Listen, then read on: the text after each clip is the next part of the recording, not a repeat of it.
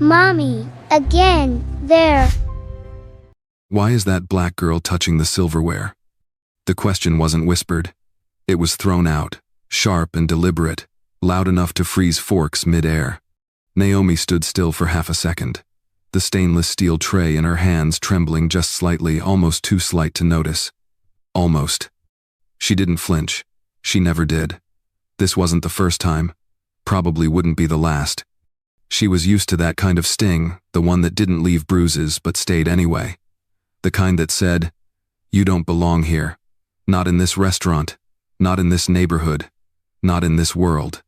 But Naomi had learned to exist in spaces she wasn't welcome in. Quietly. Gracefully. Beautifully. She was 24. A waitress. A dreamer. A girl with big eyes, soft curls, and a presence that could silence even the rudest rooms if they ever looked long enough to see her. They never did. Not really. And maybe that's why Elliot noticed her. 2 weeks later, Naomi walked through the heavy gates of the Kessler estate. It was supposed to be a one-day job. Serve brunch, smile politely, leave without being remembered. But Elliot, the billionaire's 6-year-old son, had other plans. He was sitting by the window, knees pulled to his chest, staring outside with a kind of stillness that made people uncomfortable. Naomi placed a glass of water down and turned to leave when he spoke softly, like a breath. "Mommy, again, there." He pointed toward the garden. No one else looked. The butler rolled his eyes. The maid walked past. But Naomi stopped. She followed his finger. She crouched beside him, and she asked the one question that had never been asked before. "What do you see out there, sweetheart?" That was the moment everything changed. This isn't just a mystery. This is a black story. A story about seeing what others ignore, about voices no one hears, and truths buried under silence. So before we go further, do yourself a favor, subscribe. Because stories like this, they deserve to be told. And you won't want to miss how it ends. At the edge of Napa Valley, tucked behind tall iron gates and a mile-long private drive, sat the Grant Estate, 6 acres of curated beauty that looked like something out of a lifestyle magazine. Lush vineyards rolled down the hills like velvet. The air always smelled like rosemary and clean stone. Every hedge was trimmed to perfection. Every window shined. But inside? Inside, the house was frozen in time. The estate had belonged to Grant Kessler, a billionaire tech CEO once known for his genius in artificial intelligence and data security. The kind of man who built empires out of code and cold precision. Before he turned 40, he had made his first 100 million. By 45, he was on the cover of Forbes. But now, at 52, he was a ghost behind glass. He rarely left the house. He rarely smiled. And he never, ever talked about his wife. Isabella Kessler had vanished 6 years ago without a single word or warning. One day she was there laughing in the garden, planning a trip to Lake Tahoe. The next, she was gone. No note. No sign of struggle. No credit card activity. Nothing. The official report said, presumed dead. But Grant never filed for a death certificate. That silence, like so many things in his life, became permanent. Then came Elliot. He was only a baby when Isabella disappeared.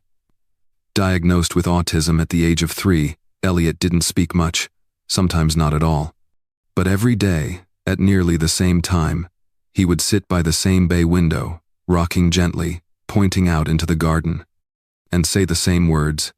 "Mommy, again. There." No one knew what he meant. Most assumed it was a tic, a phrase stuck in his head. Others believed it was just his way of coping. Over time, people stopped paying attention. Therapists came and went. Nannies rotated in and out. And Grant? He grew harder, quieter, and less human with each passing year. The mansion became a place of habits, of schedules, of avoidance. No music played, no laughter echoed, no one dared bring up the past. Until Naomi arrived. And with her eyes that noticed, ears that listened, and a heart that refused to ignore the quiet pain in that house, everything began to shift. Because silence may feel safe, but it never tells the whole story. Naomi Brooks had the kind of beauty that made people stop mid-sentence. Not the loud, flashy kind, but the quiet, striking kind. Her skin glowed like deep bronze in the morning sun, and her eyes, wide, alert, and slightly tilted, held a depth that made you feel like she could see through walls. Her smile was soft, practiced, and precise, polished not from joy, but from years of necessity. She was 24, raised in South Sacramento, the youngest of 3 daughters, and the only one who didn't finish college not because she couldn't, but because life didn't give her the luxury. Her mother got sick, her father left, and someone had to keep the lights on. So Naomi worked, hard, first at a grocery store, then a bakery, then bussing tables. Eventually, she learned to carry 3 plates in one hand and still keep her posture perfect.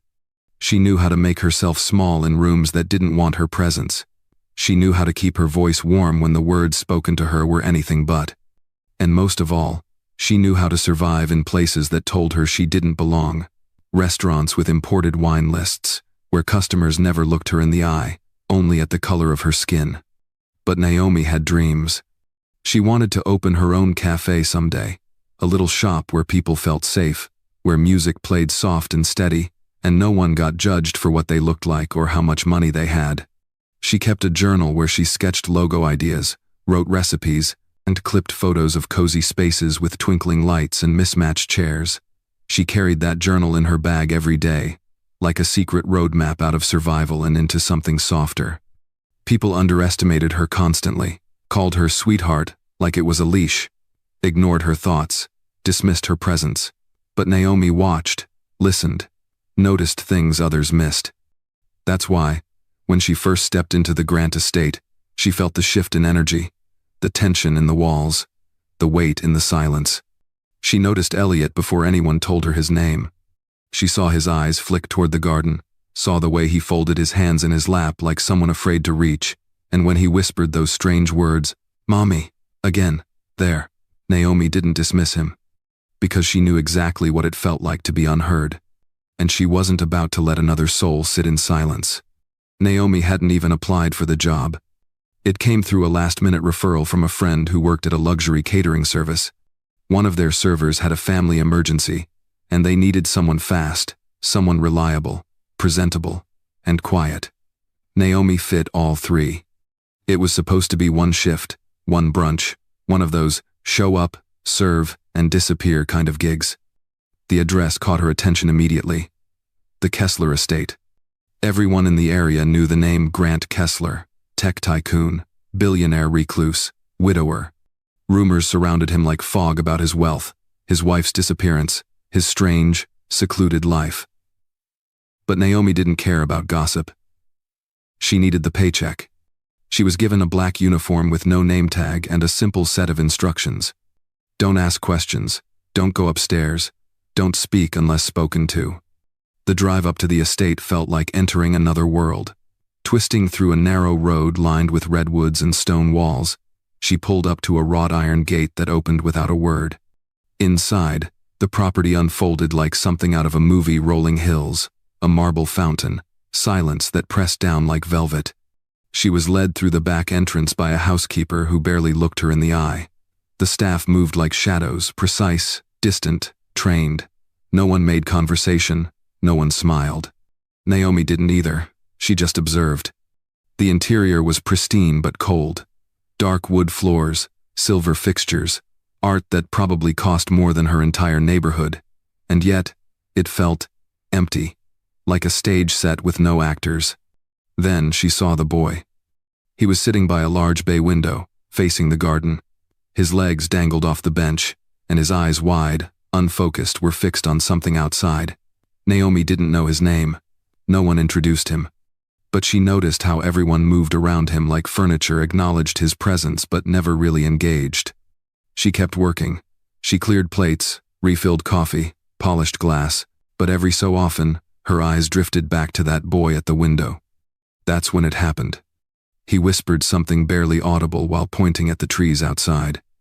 "Mommy, again, there." Naomi paused, her tray balanced in her hand. No one else reacted, no one even turned.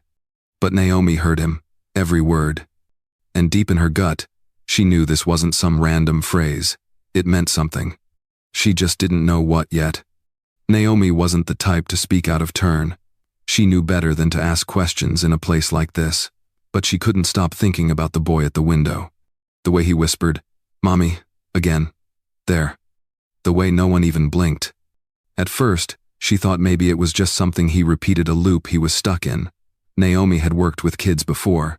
She knew how routines worked, how some children on the spectrum clung to phrases the way others clung to teddy bears. But there was something different about this.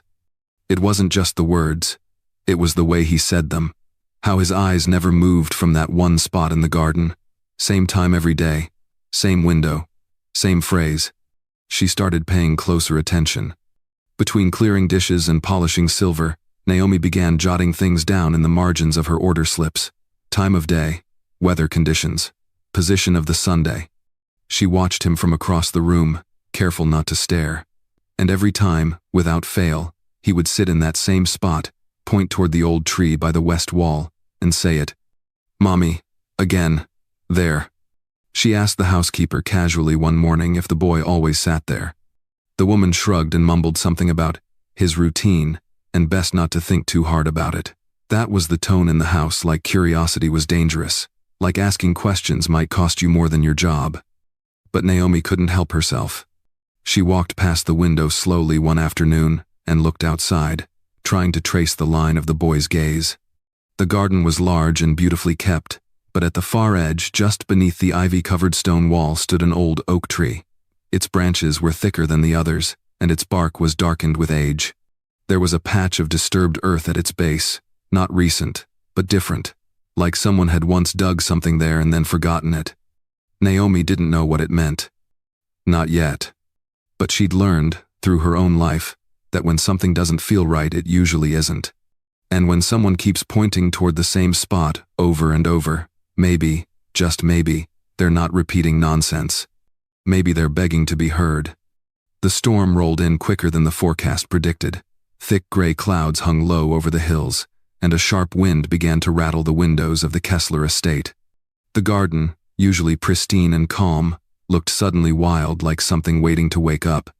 Naomi stood at the kitchen sink, drying her hands on a towel, her eyes drifting once again to the boy at the window. Elliot sat in his usual spot, knees tucked under him, staring outside. His lips moved just enough for Naomi to read the words. "Mommy, again, there." She looked around. The staff moved briskly through the halls, prepping for dinner. No one seemed to notice the boy. No one ever did. Naomi felt something rise in her chest. Not fear, not defiance, something deeper. A pull, a knowing. She dried her palms against her apron, crossed the room quietly, and stood beside the boy. He didn't look at her, but his hand lifted slowly and pointed again toward the tree. Naomi followed his gaze. The storm hadn't broken yet, but the wind had picked up. Branches swayed against the sky, and at the base of the old oak tree, that patch of uneven ground looked darker now. Wetter, like it had been disturbed recently. "Has anyone ever gone out there?" she whispered, more to herself than to him. Without waiting for an answer, Naomi stepped away from the boy and walked toward the back door. A housekeeper saw her and raised an eyebrow. "You're not allowed in the garden," the woman warned. Naomi didn't stop. The air outside was colder than she expected. Damp, the kind of cold that cuts through clothes and thoughts. But she kept walking, past the trimmed hedges and marble statues, through the side path that led to the far wall. The tree was bigger up close. Its bark was rough, cracked in places, the roots twisted out like arms frozen in time. Naomi dropped to her knees. The earth gave easily under her fingers, soft from the recent rain. She dug slowly, careful not to disturb more than she had to. A few inches in, her fingertips brushed something hard. A small, broken statue, an angel. Its wings were chipped, its face faded. Next to it, half buried in the mud, was something else. A chain, thin, gold. Naomi pulled gently. Attached to it was a locket, caked in dirt but still intact. She rubbed it against her apron, revealing a name engraved in tiny letters. Isabella. Her breath caught. She turned toward the house, heart racing. Elliot hadn't been pointing at nothing. He'd been pointing at something. Naomi stood in the garden, rain beginning to mist against her shoulders, her fingers still curled around the locket. It was small, Simple. But it carried weight more than gold ever could. She opened it with a careful thumb. Inside, behind a foggy layer of glass, was a photo. Faded, water-stained, but still visible. A woman with soft eyes and a gentle smile, holding a baby. Naomi didn't need to ask. This was Isabella. She looked back toward the house. Elliot was still at the window, his small hand pressed to the glass, watching her. Not blinking, not moving. And for the first time, Naomi didn't just see a little boy stuck in a routine. She saw someone who remembered, who was trying desperately to say something no one else had ever stopped long enough to hear. Clutching the locket in her fist, Naomi ran back inside. Her shoes left muddy prints on the polished floor, but she didn't care. She headed straight for Elliot. He watched her approach, wide-eyed but still. His hands were clenched at his sides. Naomi knelt beside him and slowly placed the locket in his palm. "Is this Mommy?" she whispered. His fingers trembled as he turned the locket over. Then his eyes filled slowly, silently with tears. No sobs, no sound. Just a quiet, unraveling. He brought the locket to his chest and rocked forward once. Then again. "Mommy," he whispered. Then louder. "Mommy, again, there." But this time, there was something new in his voice. A crack in the rhythm. Emotion. The butler entered the room, took one look at Naomi on the floor, and frowned. "What are you doing?" Naomi didn't look up. "He's been pointing to that tree every day.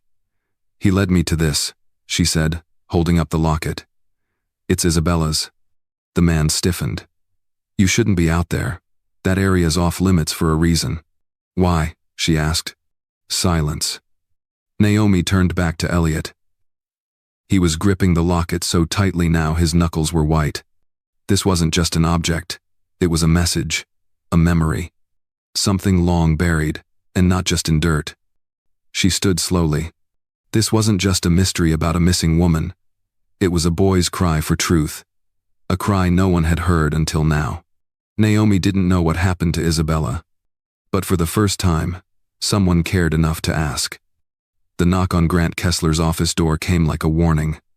It was soft, hesitant.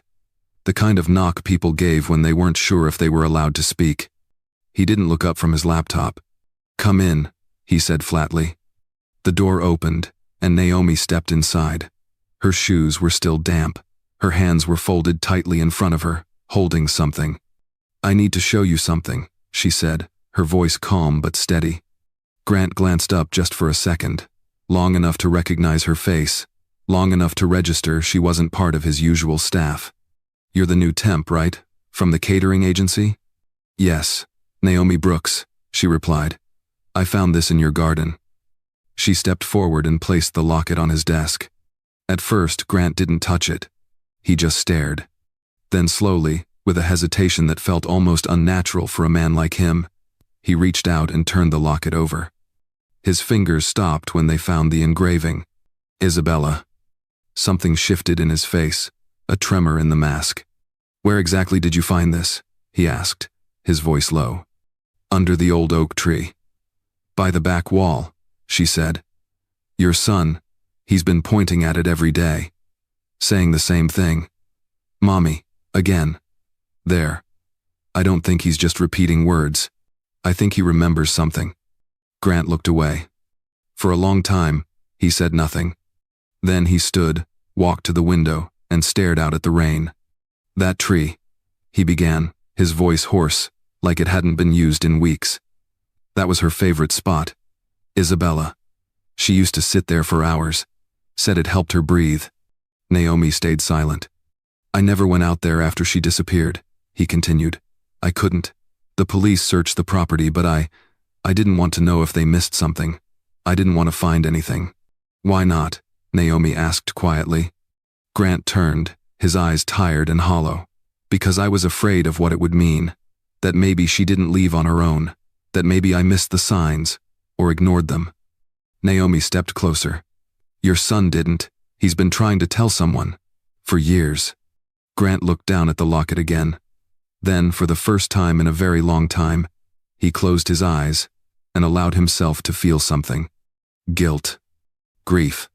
And maybe, just maybe. The beginning of a truth he could no longer run from. Naomi came into work the next morning like nothing had changed. She tied her apron, tucked her notebook into her back pocket, and greeted the staff with the same quiet grace she always had. But the atmosphere had shifted. People weren't just avoiding eye contact, they were avoiding her altogether. No one said it directly. No one had to. By lunchtime, the head housekeeper approached her at the back entrance, arms crossed tightly over her chest. "Mr. Kessler's assistant wants to see you." Now. Naomi didn't ask why. She already knew. She was led to a narrow office on the second floor, one of those rooms that felt too clean, too cold. Behind the desk sat Everett Miles, Grant's longtime assistant. He was pale, pressed, and polished, like someone who'd never broken a rule in his life. He didn't smile. "Miss Brooks," he began, not even gesturing for her to sit. "We appreciate your time here, but your contract with us is being terminated, effective immediately." Naomi blinked. "May I ask why?" Everett didn't miss a beat. "You've become involved in matters that are far beyond your role. This is a private household. Discretion is expected." "I found something buried in the garden," she replied calmly. "Something important to Mr. Kessler, and I brought it to him. I didn't steal it. I didn't trespass." Everett folded his hands. "You overstepped. He's dealing with things privately. He doesn't need a waitress digging through his past." Naomi's jaw tightened. She wanted to say more, wanted to shout about what Elliot had been trying to communicate, about how long that boy had been ignored. But she didn't. She just nodded, stood up, and walked out with her dignity intact. The rain had stopped, but the sky was still heavy when she stepped outside. As she reached the edge of the driveway, a small voice called out behind her. "Naomi." She turned. Elliot. He was running his steps, awkward but determined, holding the locket in one hand. When he reached her, he stopped, breathing hard. And then, for the first time, his voice came out steady, clear. "Naomi, Mommy is home." She froze. His words echoed louder than any scream. The door behind him opened quickly, and a nanny rushed to pull him back inside, whispering something Naomi couldn't hear. But it didn't matter. Because in that moment, Naomi knew she hadn't been dismissed for breaking rules. She was sent away for breaking silence. That night, Grant Kessler sat alone in his study, the locket resting on the desk beside him. He hadn't touched his dinner. The house was still. Too still. Elliot's words played on a loop in his mind. "Naomi, Mommy is home." He said it with such clarity, such certainty, and it shattered something in Grant that had been holding firm for years. Guilt could no longer be managed with silence. Denial no longer offered protection. He could feel Isabella's presence pressing in from every corner of the house, from the untouched piano in the living room to the faint scent of her favorite candle still lingering in the hallway closet. For the first time in 6 years, Grant made a call. Not to his assistant, not to his lawyers, to the local sheriff's office. "This is Grant Kessler," he said quietly. "I need someone to reopen my wife's case." There was a long pause on the other end of the line. "Mr. Kessler, after all this time?" "Yes," he replied. "I believe she never left the property. And I believe my son has been trying to tell us that." By morning, a small team had arrived at the estate. No cameras, no press, just quiet, methodical work. Naomi, still jobless and uncertain, received a call from a blocked number. It was Grant. "I owe you more than an apology," he said. "Would you come back?" "Not as a server, as someone I trust."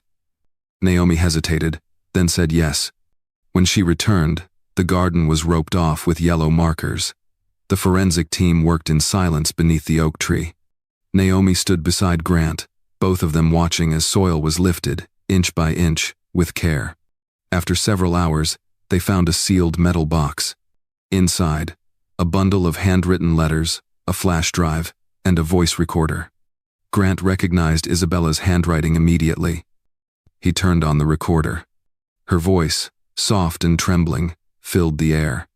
"If you're hearing this, it means I didn't make it. I was scared. Not of you, Grant, but of the silence between us. If you find this, I forgive you. I only hope you'll find a way to forgive yourself."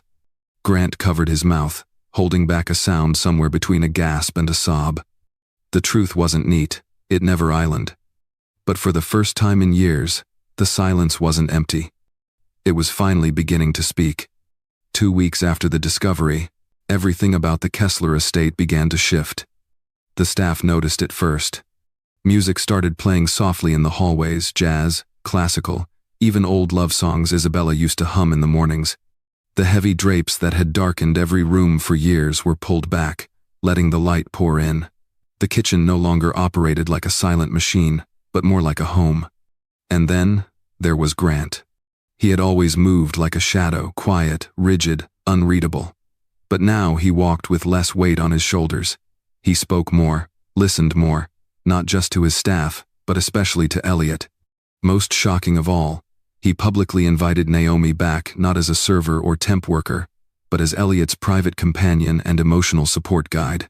She would help care for him, speak for him, and most importantly listen to him. Naomi returned with the same grace she had carried from day one, but this time, the house saw her. Elliot ran to her when she arrived. No hesitation, no confusion, just pure childlike relief. He wrapped his arms around her waist and whispered something only she could hear. "Thank you." Grant stood behind them, watching with wet eyes.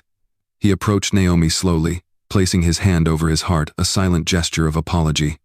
Later that week, during a private charity gala hosted at the estate, Grant did something he'd never done before.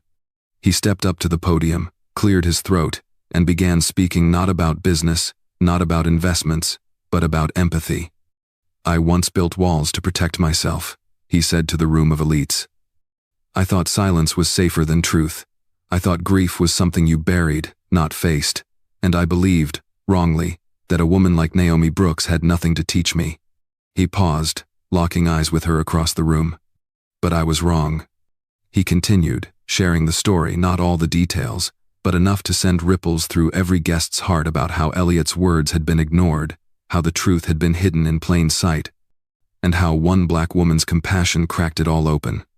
"This is not just my story," he said. "It's hers too.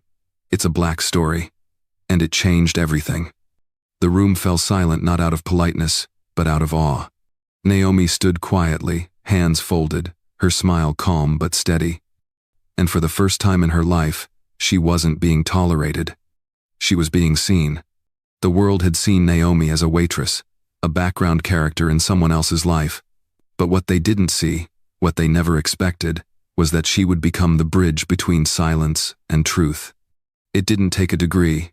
It didn't take a title. It took presence, courage, and most of all listening. Not just with her ears, but with her heart. Because sometimes, the people who speak the least are the ones trying to say the most. And sometimes, the answers we search for are being whispered right in front of us, if we just slow down long enough to hear them.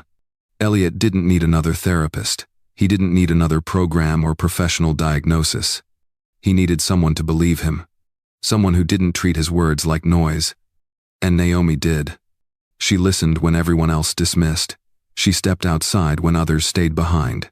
She paid attention not because it was her job, but because it was who she was. The lesson here? You can't teach with words if you don't listen with your heart. We live in a world full of opinions, noise, and fast answers.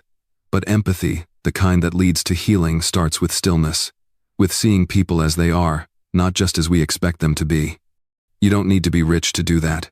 You don't need power or a platform. You just need to care. Naomi didn't change the world, but she changed their world, Grant's, Elliot's, and even her own. And if she could do that, just by listening, what could you do?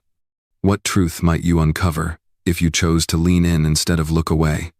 So, before you scroll past this story and go back to your day, ask yourself, who in your life might be whispering something you haven't heard yet?